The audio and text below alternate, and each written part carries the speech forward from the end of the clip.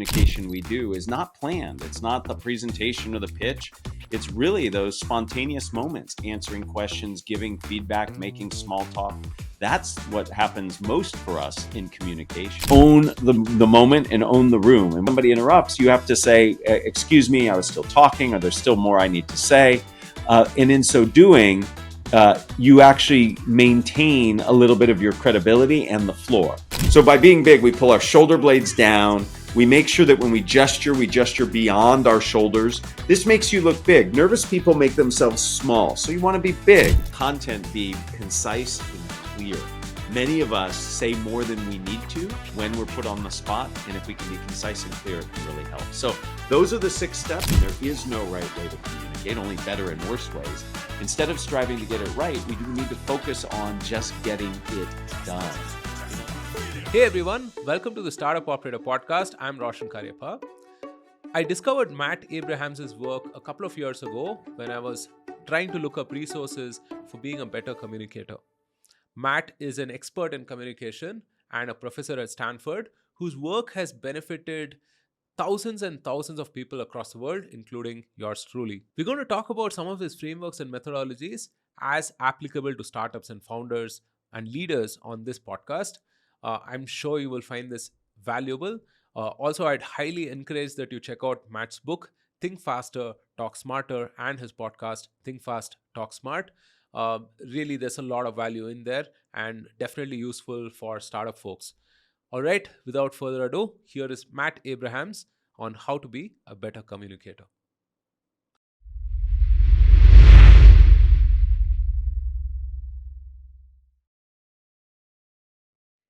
Hey, Matt, thank you so much for being on the Startup Operator podcast. Like I mentioned, I've followed your work for a couple of years or more. I've benefited immensely from all of the things that you've shared, and I've learned a lot. I'm looking forward to kind of delving deeper today. So, Matt, could you tell us about your 6-step methodology? I mean, if you could lay out the concept for our listeners, and we could delve deeper into some of those concepts as we move on. Excellent. Well, very excited to be here with you today. Thank you for the opportunity. And I'm excited to share the steps involved in the Think Faster, Talk Smarter methodology. Essentially, it's all based on the fact that, the most frequent type of communication we do is not planned. It's not the presentation or the pitch. It's really those spontaneous moments, answering questions, giving feedback, making small talk. That's what happens most for us in communication. So I am all about trying to help people do better at that. And the methodology I came up with is a direct result of some of the challenges that our students at the Stanford Graduate School of Business, where I teach, were having. They were being called upon by their teachers to respond right away, something we call a cold call, where the teacher would say, "What do you think?" And the student has to respond. And our students who knew the answer were very bright, just couldn't respond in a really effective way. So I was asked to try to help as the communication guy at the business school. And as a result, did a deep dive into psychology, anthropology, neuroscience, even improvisation, and came up with a 6-step methodology that we have been using with our students for over 8 years now. And they report feeling more comfortable and confident. Our professors say it works better. And it turns out this same methodology works for all of us who are struggling to communicate effectively in the moment. So the methodology is comprised of 6 steps, 4 of which, the first 4 have to do with mindset, and the second 2 have to do with messaging. So when it comes to mindset, the first step has to do with managing anxiety. For most of us, speaking in the moment or even planned is full of anxiety, and we need to figure out how to manage that. So I walk through steps to manage both symptoms and sources. Step 2 has to do with changing how we approach our communication rather than striving to get it right. And there is no right way to communicate, only better and worse ways. Instead of striving to get it right, we do need to focus on just getting it done. In other words, focus on connection rather than perfection.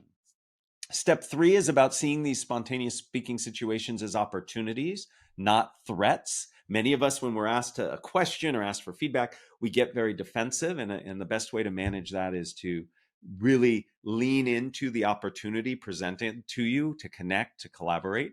Step 4 is about listening. It's really hard to respond in the moment if you aren't listening well to understand what's truly needed. And then step that moves us away from mindset into the second last two steps, which are messaging. Step 5, first of the messaging, is to use a structure. Structure is a logical connection of ideas. Many of us, when we speak in the moment, just list or itemize ideas, and our brains are not wired to intake lists of information. So rather, a structure, a logical beginning, middle, and end can really help. And then finally, the last step in the whole process is to be focused, to really have your content be concise and clear. Many of us say more than we need to when we're put on the spot. And if we can be concise and clear, it can really help. So, those are the 6 steps. That's a little history of the methodology. The first 4 are mindset, the second 2 are messaging. Fantastic, fantastic. Uh, I think a significant percentage of the times when we're asked to speak, I mean, it's about the things that we already know, right? I mean, it could be, hey, what do you do at work? Or it could be something related to that, right? So um, I think one thing that you also mentioned is to prepare for such a scenario, right? I mean, is to have your stories in place. And you have a couple of different frameworks as well, the what, so what, now what framework, and also the talk about structuring a pitch a certain way. Now, for startup founders or operators, leaders who are listening in, most of the time they're asked to explain, either what their startup does, or what do they do specifically at the startup, right? So for Mhm. someone like this, how should they structure their messaging so that it's not too much but it's just enough to sort of create some enthusiasm and interest? Yeah, well, let me share for you a couple things in answer to that question. So, finding the right amount of information is definitely important. And we have to figure out how to make sure that we don't say too much or too little. And the best way to start is to really think about what is most relevant to the audience you are speaking to. Once you understand relevance, you can really focus your messaging on those points. So the thing that helps us be focused is understanding what's salient, important, and relevant to the audience. That's step number 1. Step number 2 is to leverage a structure that can really help. Now, as startup founders, you're constantly pitching your business to prospective new employees, prospective new clients, prospective new partners. So having a structure can really help. And I have a wonderful structure I really like for quick pitching, 30-second elevator pitches. Just finish these 4 sentences. The first is, what if you could? The second is, so that. The third is, for example. And the fifth is, and that's not all. What if you could? So that, for example, and that's not all. If you leverage these 4 sentences, you can put a pitch together. Let me give you a pitch for my book, and then I'm going to ask you to pitch your podcast in these structures. So, a little bit of a warm call. No, I'm going to ask you to do this. So, what if you could communicate confidently and clearly in all spontaneous situations so that you can get your point across and connect with your audience? For example, you could give a toast or introduce yourselves with ease. And that's not all. You'll learn how to apologize, fix mistakes, answer questions, and even make small talk. Do you hear how answering each one of those questions, knowing what's important for my audience, can help me be more persuasive in my pitch?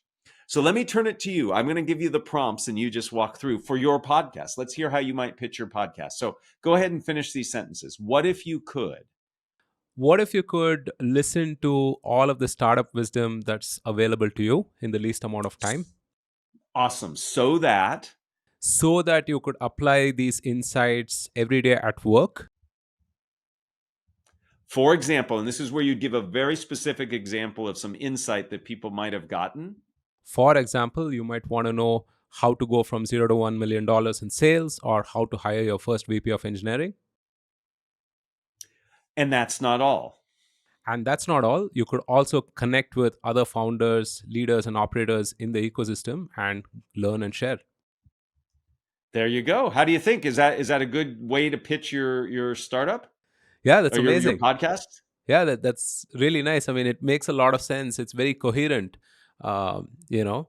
So yeah, that's fantastic. That's fantastic. Right. So those are the ways that you can apply some of this stuff to be really helpful to everybody. Using a structure, thinking about salience, what's relevant, that really can help you.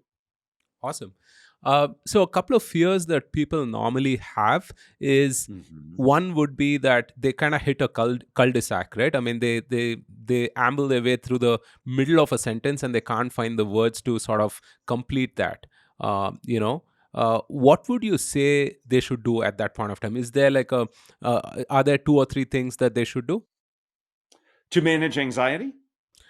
just to be able to complete their sentences and so on? Yeah.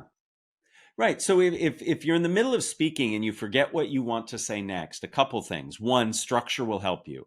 If I'm using a structure like problem, solution, benefit, that's the most common way advertisement is done. And I blank out, all I have to say is, oh, I just talked about the problem. I know solution always follows the problem. So having a structure helps you avoid forgetting. If you're in that moment and you do forget, then what's really important to do is to go back to go forward. Repeat yourself, going back to what you just said, and then speak again. So if you lose your keys, how do you find them? You usually retrace your steps. So by going back to go forward, you can find your way. And you might say, well, isn't that weird that I'm repeating myself? It's not. It can actually really help. Uh, so the third way is if you really blank out and you just can't remember what to say and repeating yourself doesn't help and the structure isn't getting you where you need to be, pause and ask your audience a question relevant to what you've been saying. So when I teach, sometimes I'll forget what I want to say next and I'll just stop. And for my students, I'll say, let's pause. And I'd like for you to think, how can you apply what we've just talked in your lives? My students don't think, oh, Matt forgot. They think about the question. And while they're thinking about their answers, I can actually take time to figure out what I need to do. So have a structure that'll help you from forgetting. If you do forget, repeat what you just said. That'll often get you on back on track. And then finally, have a question at the ready that you can ask to help yourself. Awesome. That's very useful. Um, the second fear is, let's say, a high stakes scenario, right? I mean, um, Yeah. imagine, if you will, that you're pitching an investor, right? So someone, let's say, particularly intimidating, like perhaps Vinod Khosla or someone of that sort, right? Uh, you Yes. know, so there is a certain fear that you're overcome by, right? I mean that this person I'm talking to knows everything about what I do and has very little time and can kind of make or break my business or my destiny, right? Um, Right. so, how do you sort of center yourself in that kind of a conversation and still do your best?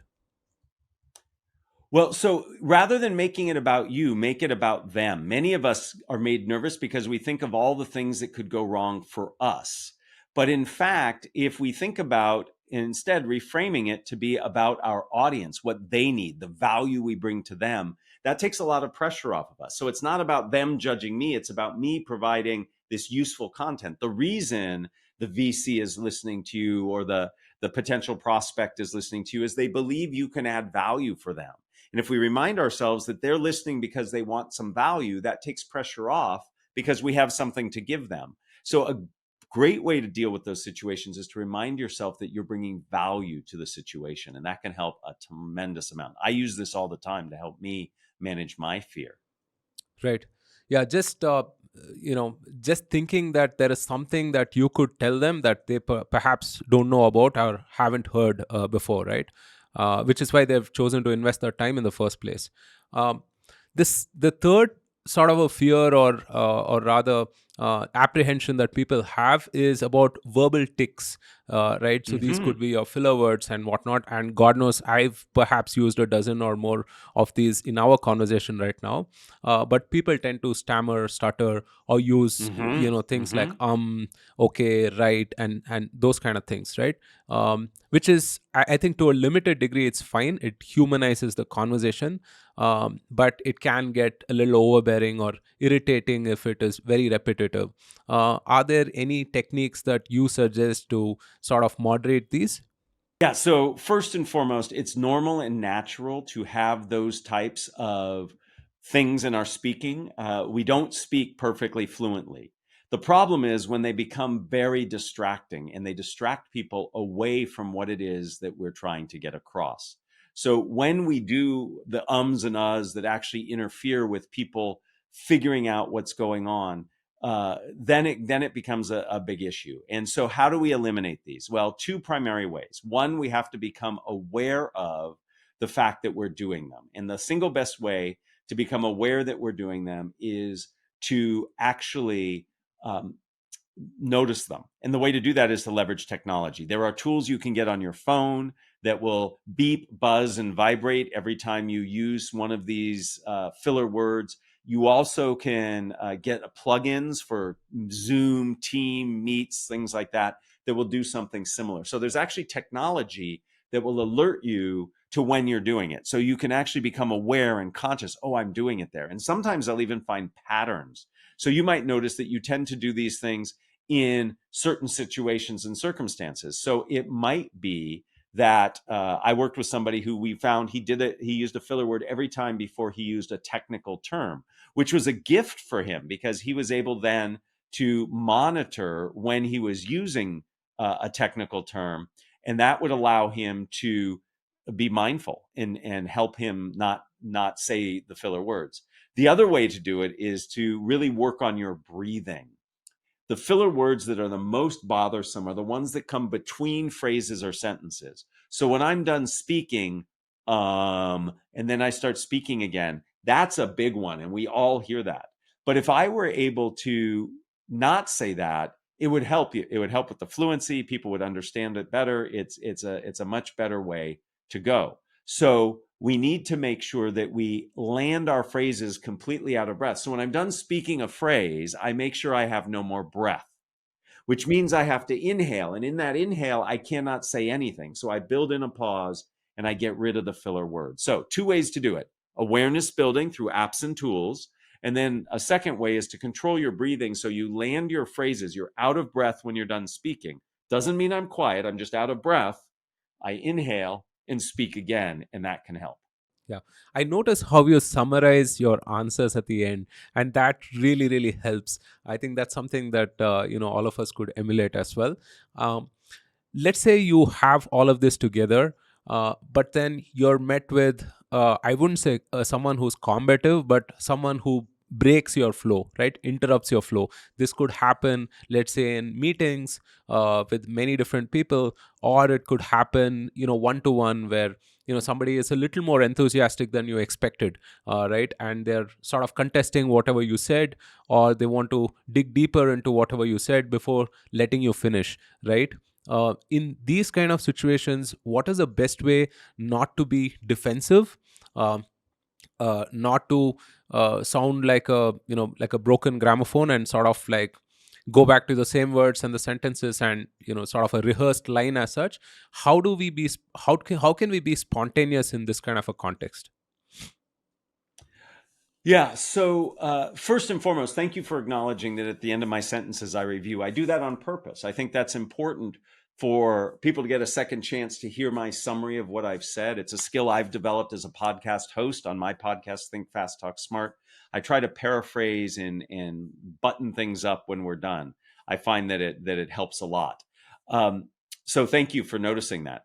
So when somebody interrupts you or tries to dominate or demonstrate that they're better or more knowledgeable than you are, that can be really frustrating. So first, you need to own the moment and own the room. And what I mean by that is if somebody interrupts, you have to say, excuse me, I was still talking, or there's still more I need to say.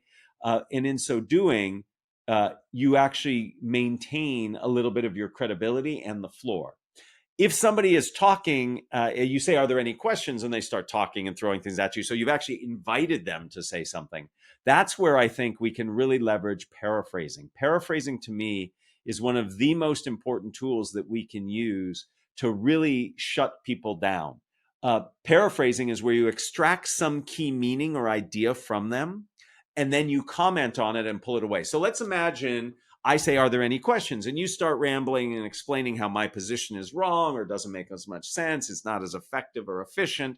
And I might interrupt and simply say, efficiency is actually something that's really important. And in fact, in the next part of my presentation, I'm going to talk more about it. So do you see how I took something you said, gave credence or credibility to it, and then I took the control of the conversation and moved it to where I needed it to be? To my mind, it is the most polite way that I know to manage that situation. Right. I heard this quote sometime that most people listen with the intent to reply and not with the Uh-huh. intent to understand. I think that is a key element to this as well, right? Because if you actually think that someone you're talking to may have something to say, right, that you don't know about, you would pay more attention to that as well.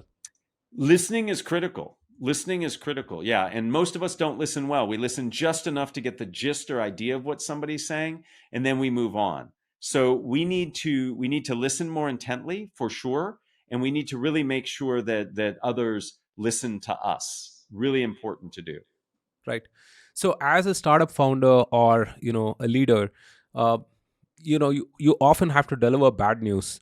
And Hmm. that is a it's got a certain tactic to itself, right? I mean, there's a certain method to that as well. I see that there are certain people who can deliver bad news way better than some others who can't even deliver something half as bad as that, right? So how do you deliver bad news effectively? Yeah, it's you're asking as if there's a right answer. Um, it's hard. It's hard. So again, as with any message, you want to make sure that you uh, understand what's important to the person in the moment and what's important for you. So, in giving any feedback, negative or positive, we really need to think about what is the critical thing I'm trying to get across and be very clear on it. And then make sure that you see the situation. I always see these situations as invitations to problem solve. So it's not just me telling you something and then you have to react. That puts us in a very strained relationship. But if I see it as an invitation for us to work together to solve this problem, then it changes my demeanor. I'm going to define what the issue is. I'm going to tell you how it impacts me or the team. And then I'm going to actually make an invitation to invite you to work with me to actually try to solve the challenge or the issue. So I encourage everybody to focus on these challenging situations as invitations to problem solve. And the question becomes, what's the invitation you're going to make? So is it going to be, what can we do to make sure you show up on time? Or what can we do to reprioritize your activities to help you better focus on what's needed? So that's the way I would frame those situations. Right. So thus far, I think we've talked about situations where it's one to one, or let's say one to few. But if there is a situation where you're addressing a large gathering, for instance, right? um, Mm-hmm. People are never quite used to this, right? I mean, they're not used to their voice carrying on the mic. They're not quite they don't know what to do with their hands, for instance, right? I mean, should you keep it in your pocket, should you have it tied, or should you keep it behind? They don't know who to focus on, right? I mean, do I look at someone in the front row? Do I just look at you know just the horizon, so on and so forth, right? Now, you've had situations many times where you've had to address a large gathering. What are some three or four things that you do that we could sort of emulate as well? Well, thank you for the opportunity. Yes, I have spoken in front of many large groups, and I coach people who speak in front of even larger groups. And so, my advice for those situations, let me just give you the top three things I suggest people do. First, when it comes to your body, be big. So by being big, we pull our shoulder blades down. We make sure that when we gesture beyond our shoulders. This makes you look big. Nervous people make themselves small. So you want to be big. And when you step forward, most nervous people retreat and step back. So that's about being confident. Second, we want to make sure that we vary our voice. Many people, when they get nervous, talk really fast because they're breathing really fast. So take some deep breaths to slow you down. And you want to make sure that you vary your voice. Our brains habituate very quickly. And if something stays the same, we hear it as the same and we don't pay attention as much. So you definitely want to vary your voice to keep people engaged. And then finally, you want to make sure that you look at your audience. And if you're in front of a large audience, you certainly can't look at every person. So create quadrants. Look in the back corner, look at the front, then look at the other back corner. And you pick one or two people out in those different places. And that can really make a difference as well. Interesting. Um, And do you think that in these kind of situations, people should just launch into the meat of the matter, or is there scope for some kind of small talk? Right? I mean, it's much easier when you're talking in person. For instance, we could talk about the time of the day or the weather, or I wanted to reference your martial arts experience and so on. Right? So there are things that I could talk to you one on one, but in such a large gathering, have you seen things work better than others? So anything that applies to most people, things that are topical or excuse me, in the context, those can be really useful. So you're right not to just focus on something that's very specific to one person unless it's a small talk or small group situation, but telling stories, asking questions, taking polls, those are all ways, using analogies, that's another great way to bring larger groups of people together. All right. So just another couple of minutes, and we'll wind Sure. up. And I understand it's late in your day. Uh, who are some of the best communicators you've seen, and what is it that you like about them individually? So there are many, many people I could say I could answer to. I'm going to share somebody that none of your listeners have probably heard of. It's a young woman. She runs her own nonprofit. Her name is Brittany Packnett, Packnett. She is an incredibly dynamic speaker. Her passion comes out. She's great at storytelling. And the thing that I look for when I look for a good speaker, be it a business leader, a startup founder, or just somebody who's passionate, is do they engage the audience? Can they get their audience interested through what they say and how they say it? And she does it wonderfully well. There are many others. But can I pull the audience in? Quite frankly, the most precious commodity we have in the world today is attention. And if you can keep someone's attention, you've gone a long way to helping people learn what you want them to learn and get engaged. So that to me is what's really critical that makes a good speaker. Awesome. Final question: any tips on being a better podcaster? You do a great job. I'll tell you what I'm working on, and I think everybody can work on. It goes back to paraphrasing. I think the role of a podcast host is to be the voice of the audience, to ask the questions the audience is interested in. And when you get an answer, I think helping synthesize it to repeat it is important. So when a question is answered, I will try to, in some way, shape, or form, comment on that answer that really summarizes it from my point of view. And I get a lot of comments from my listening audience that it's very helpful. Many of the people in my audience aren't necessarily native English speakers, so hearing it repeated is useful. Sometimes they appreciate the commentary I give. So I would encourage you and any podcast host, actually any meeting facilitator or panel moderator, to work on paraphrasing. I'm still a work in progress, but I do think it's a really valuable skill for people to have. Yeah, awesome. That's certainly something that I'm working on for sure. To be able to paraphrase effectively and sort of channel the voice of the audience. Thank you so much, Matt. For being on the Startup Operator podcast, and I'm sure that our listeners will benefit immensely from you. I'd also urge all of our listeners to check out Matt's book, Think Fast, Talk Smarter. We'll link to it in the comments, and of course, Matt also has a fantastic podcast by the same name. We'll link to that as well. Is there anything else that you would like to leave the audience with, Matt? Yeah, well, let me leave with one bit of advice and then another way to get in touch with me. So many people feel like I'm just not gifted. I am not somebody who will be a good communicator. Some people are born with it, others aren't. I'm one of those who aren't. That is absolutely false. We can all get better at our communication. We have to work on it, prioritize it, but we can get better. So that's number one. Number two, if you'd like to learn more from me, thank you for shouting out the book, Think Faster, Talk Smarter, the podcast, Think Fast, Talk Smart. You can find a lot of my stuff at mattabrahams.com. And if you are a user of LinkedIn, I spend a lot of time there. Would love to connect with you there as well. Thank you so much for this opportunity. Awesome.